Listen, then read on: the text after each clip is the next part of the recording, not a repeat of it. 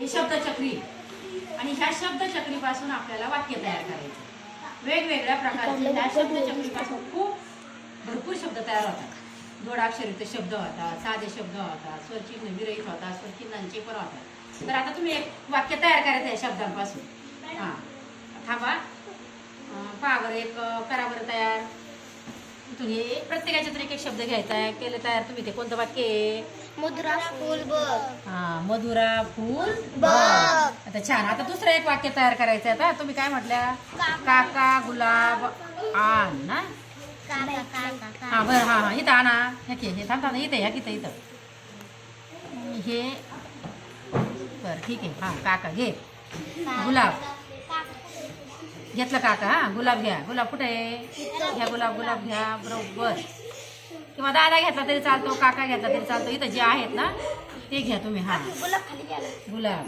हा गुलाब आणि बघ म्हटलं तरी चालेल. का तिथं बघ आहे. हा काका गुलाब बघ असं म्हटलं तरी चालेल. किंवा काका गुलाब ठेवा. इथं आहेत पहा बरेचसे ह्याच्यामध्ये. पहा वाक्य पूर्ण करण्यासाठी याच्यामध्ये म्हणजे अशा ह्या शब्दचक्रापासून तुम्ही खूप छान प्रकारचे वेगवेगळे वाक्य तयार करू शकता. पहा आता असेच अनेक वाक्य तुम्ही याच्यातून तयार करायचं. आणखी करा बरं तुम्ही. करा आता वेगवेगळे. हा ताई चित्र काढ. हा करा तयार. या किती काढे करा.